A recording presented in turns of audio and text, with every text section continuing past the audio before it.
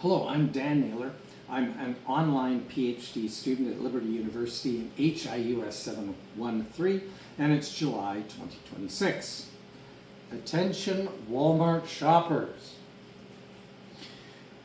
As we go on a short journey, we're going to describe, illustrate, and analyze the experience of one man in the post-World War II 20th century economy, that man being Sam Walton, born in 1918, passing away in 1992, but he came of age, of course, during the Great Depression, and his most productive decades unfolded squarely within the post-war era that we're focusing on.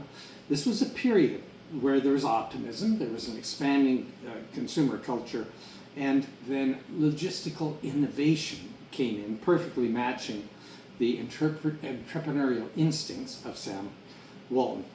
So immediately we assume three things. We think that this is a rags to riches story. No, it's not true. Walton did it all by himself. No, he had a great plan, and a large amount of help. And he went head to head with other retailers. No, he didn't. He avoided going head to head. So first of all, not the rags to riches. He carefully saved the salary that he was paid in the wartime U.S. Army for 3 years. He also worked as an intelligence officer, which meant he was able to use his military training to analyze and make conclusions about all sorts of different things. So not rags to riches, but very middle class and saving one's salary. Now this is also not the story of Sam and that's it, but his wife Helen was very educated and expert in finance and was a key advisor to Sam. And her dad, his father-in-law, was instrumental in providing loans of up to $20,000 to the Walmart business. Now that's an awfully hefty sum. So it's a team, not an individual, and very much a family as well. Now here's the big deal. Walton's masterstroke was that he refused to do what conventional thinkers might attempt. My primary source, I had a look at the US Census for 1950 to 1980. And this shows the trend. If there's any trend, there's steady movement of population from rural areas, that is to say from smaller secondary cities to urban areas, so that by 1980, 75% of people lived in urban settings. I would have charged into the booming cities to battle Kmart and Target and Woolco head on.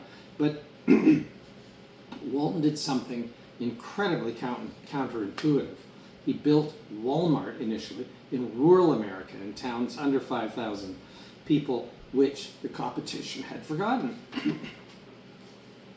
Just looking quickly into the course readings, I was a little mystified.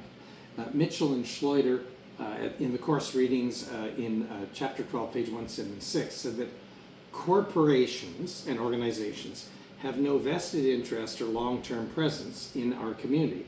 And further, along the same line, page 179, the reading said that corporations are giant in scale, but are remote from their customers. Now, I believe from reading in Walton's autobiography, getting a feel for him and a feel for the company, and I got a feel for the company from a primary source, and that was reading a speech of the community meetings that Walmart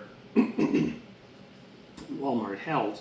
It struck me that Walmart was welcomed in small communities, not as a great big corporation coming in, but as a friend, and that Walmart customers were well looked after by Walmart employees who were well looked after by the corporation. So the Walmart Corporation is very much the opposite of the comments that I saw in the Mitchell and Schluter source. Again, that was a bit of I really couldn't figure that one out. Conclusion: Sam Walton became a rich, famous, and successful entrepreneur while avoiding even a breath of scandal because his business infrastructure accorded with a Christian worldview. Even in that very speech that I mentioned, he encouraged people to go to church.